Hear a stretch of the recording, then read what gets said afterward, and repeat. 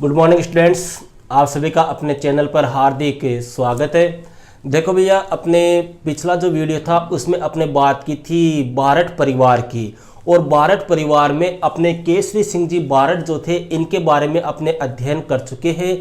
आज अपने इन्हीं के छोटे भाई जोरावर सिंह बारठ और प्रताप सिंह बारठ जो केसरी सिंह बारठ के पुत्र थे, इनके ऊपर अध्ययन करेंगे। देखो, इनको दोनों को अपने साथ में ही पढ़ लेते हैं। केसरी सिंह जी बारठ अपने हो चुका है। जोरावर सिंह बारठ तो क्या थे, केसरी सिंह जी के भाई थे, और प्रताप सिंह जी क्या थे, पुत्र थे। अर्थात ये दोनों क्या हो गए, चाचा भतीजा हो गए। अपने राजस्थान में चाचा भतीजों की कई जोड़ियां फेमस रही है।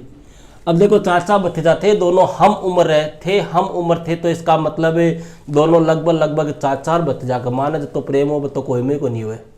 अगर दोनों हम उम्र हो तो दोनों हम उम्र थे और दोनों साथ साथ में ही रहते थे। इनमें भी अपने पिता और भाई की तरह एक प्रकार से देश प्रेम की भावना जो है वो कूट कूट कर भरी हुई थी। इनके काल की देखो प्रमुख घटना की अपने बात करें तो इनके जीवन की जो प्रमुख घटना है वो है 23 दिसंबर 1912 की घटना। देखो, 23 दिसंबर 1912 को क्या हुआ था, यहीं से क्वेश्चन उठाते हैं, यहीं से क्वेश्चन पूछा जाएगा आपसे। देखो, 23 दिसंबर 1912 को क्या हुआ था। 1912 में ये घोषणा कर दी गई थी कि भारत की राजधानी जो है वो कौन सी होगी, दिल्ली होगी। और इसी घोषणा के रूप में या इसी भारत की राजधानी की घोषणा के रूप में दिल्ली में एक जुलूस का आयोजन किया गया था। और उस जुलूस के अंदर कौन था, अपने लॉर्ड हार्डिंग्स। इस लॉर्ड हार्डिंग्स जो है इसके ऊपर बम फेंका गया था। और वो बम फेंकने का काम किसने किया था, जोरावर सिंह बारठ और प्रताप सिंह बारठ। देखो, ये दोनों ही जो है ना, जोरावर सिंह, प्रताप सिंह, ये अपने अर्जुनलाल सेठी जी जो थे उन्हीं के शिष्य थे। उन्हीं का जो अपने मैंने आपको बताया था, अर्जुनलाल सेठी जी पढ़ाया था कि उन्होंने जैन वर्धमान विद्यालय की स्थापना की थी, या जैन शिक्षा सोसाइटी या जैन प्रचारक समिति बोल दो जयपुर वाले, वहां से ही इन्होंने बम बनाने का प्रशिक्षण प्राप्त किया था। प्रताप सिंह जी बारठ वहीं रहते थे, अर्जुनलाल सेठी जी के शिष्य थे ये। तो देखो, इन लॉर्ड हार्डिंग्स पर 23 दिसंबर 1912 को बम फेंकने की योजना बनाई गई, और इस योजना को अंजाम देने की जिम्मेदारी किसको सौंपी गई, जोरावर सिंह जी बारठ और प्रताप सिंह जी बारठ को। हालांकि इनके साथ में और भी थे, बसंत कुमार, और भी 2-3 क्रांतिकारी थे, लेकिन मेन जो क्रांतिकारी थे वो कौन थे, जोरावर सिंह जी बारठ थे। अब देखो यहाँ पे क्वेश्चन क्या आता है, बम कब फेंका गया, 23 दिसंबर 1912 को। किसके जुलूस के ऊपर, लॉर्ड हार्डिंग्स के जुलूस के ऊपर। ये हार्डिंग्स जो था ना वो किसके ऊपर बैठा हुआ था, हाथी पर था, ध्यान रखना।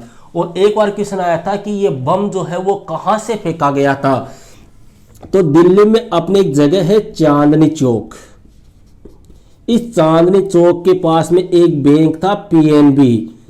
पीएनबी देखो, अपने भारतीयों के द्वारा स्थापित किया गया पहला बैंक है भारत का, जिसकी स्थापना किसने की।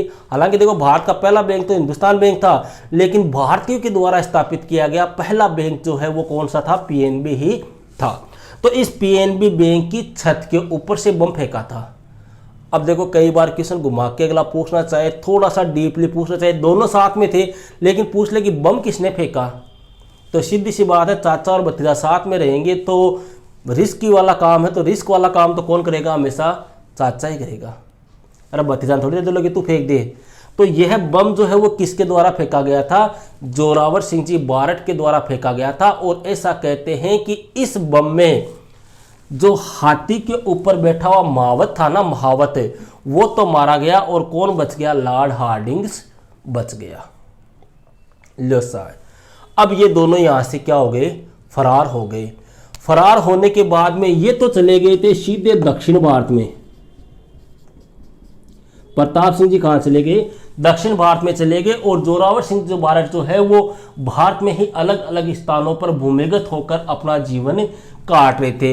इन्होंने लास्ट में अंतिम समय जो है वो कहाँ पर बिताया था, अपने बूंदी के जो बीड़ है ना, उन बूंदी के बीड़ों में अपना अंतिम समय इन्होंने क्या किया था, व्यतीत किया था। और इन्हीं बूंदी के जंगलों में इन्होंने अपना नाम बदल कर रख लिया था अमरदास।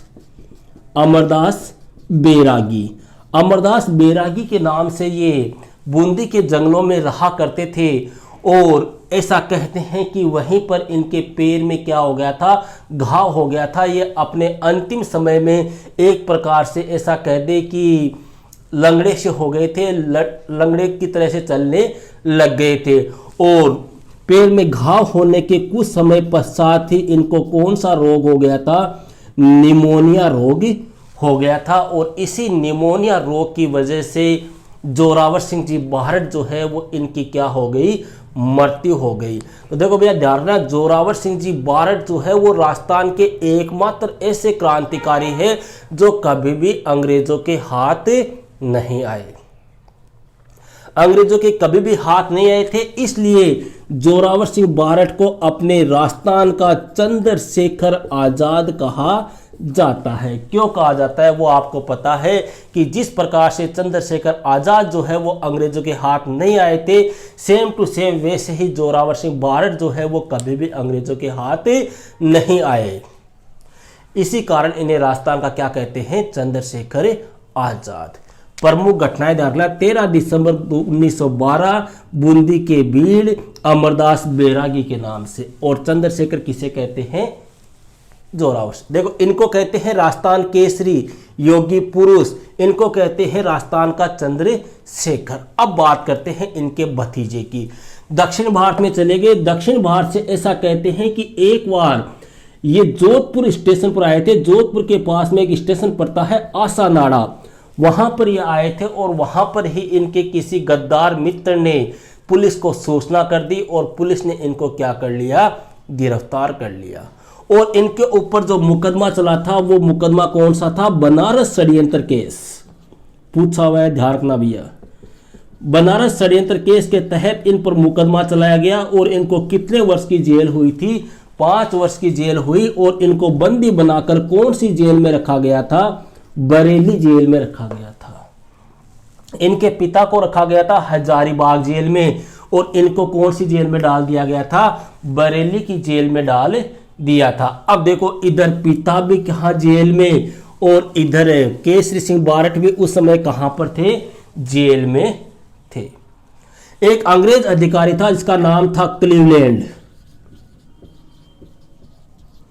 इस क्लीवलैंड जो है इसने ऐसा कहते हैं कि बरेली की जेल में प्रताप सिंह के ऊपर घोर अत्याचार किए, अमानवीय यातनाएं दी, इनको प्रताड़ित किया गया। देखो अमानवीय यातनाएं सहने वाले राजस्थान के 2 ही क्रांतिकारी है जिनकी अमानवीय यातनाओं से मृत्यु हो गई थी, मतलब जिनको कष्ट दिया गया था जेल में, जिनके ऊपर जेल में अत्याचार किए गए थे, उनसे मृत्यु हो गई थी। एक तो थे अपने जैसलमेर के सागरमल गोपा और दूसरे कौन से हैं, आपके प्रताप सिंह जी बारठ। इनको जेल में क्या दी गई, यातनाएं दी गई। यातनाएं क्यों दी गई, क्योंकि इनसे इनके साथियों का नाम पूछा जा रहा था और इन्होंने नाम बताने से क्या कर दिया, मना कर दिया। क्लीवलैंड जो था, इन्होंने प्रताप सिंह को तोड़ने का बहुत प्रयास किया लेकिन प्रताप सिंह बारठ जो है वो टस से मस नहीं हुए। फिर क्लीवलैंड ने इनको तोड़ने के लिए एक योजना बनाई। इन्होंने कहा कि आपकी माँ जो है, ध्यान रखना बहुत बार पूछा हुआ है कथन, कि आपकी माता जो है वो प्रताप सिंह आपके लिए बहुत रोती है, इसलिए तुम अपने साथियों का नाम बता दो और चले जाओ। तब प्रताप सिंह ने एक पंक्ति कही थी जो काफी प्रसिद्ध है, बहुत बार आपने पूछी हुई है, कि मेरी माँ रोती है तो रोने दो, मैं सैकड़ों माताओं को नहीं रुला सकता, या मैं लाखों माताओं को रुलाने का कारण नहीं बन सकता। इस प्रकार की बात कही थी किसने, प्रताप सिंह जी बारठ ने। कहते हैं कि इस बात से क्लीवलैंड को काफी गुस्सा आया और उन्होंने उन्हीं के द्वारा और ज्यादा अत्याचार जो है वो प्रताप सिंह के ऊपर किए गए। इस वजह से 27 मई 1918 ईस्वी को प्रताप सिंह की बारठ की जेल में ही क्या हो गई, मृत्यु हो गई। मात्र 22 वर्ष की उम्र में ये क्या हो गए थे, भारत माता की रक्षा करने के लिए शहीद हो गए थे। इनके जब मृत्यु हो गई थी, इनकी मृत्यु के बाद में देखो खुद इस क्लीवलैंड ने कहा है कि मैंने आज तक इतना सख्त ऐसा युवक कभी भी नहीं देखा। किसने, क्लीवलैंड ने कहा था कि जितने मैंने अत्याचार करने थे उतने अत्याचार कर लिए, लेकिन यह प्रताप सिंह बारठ जो है वो टस से मस नहीं हुआ। मैंने इसके जितना कठोर सख्त युवक आज तक कहीं नहीं देखा। तो ये थे भैया अपने बारठ परिवार, जिनमें जोरावर सिंह बारठ, प्रताप सिंह बारठ और केसरी सिंह बारठ थे। और इन्हीं बारठ परिवार के ऊपर अपने रास बिहारी बोस ने कहा है कि राजस्थान का नहीं बल्कि पूरे भारत का यह एकमात्र ऐसा परिवार है जिसने भारत माता की रक्षा करने के लिए अपने पूरे परिवार को क्या कर दिया, न्योछावर कर दिया। ओके भैया, तो मिलते हैं नेक्स्ट वीडियो में एक नेक्स्ट क्रांतिकारी के साथ में। That's all.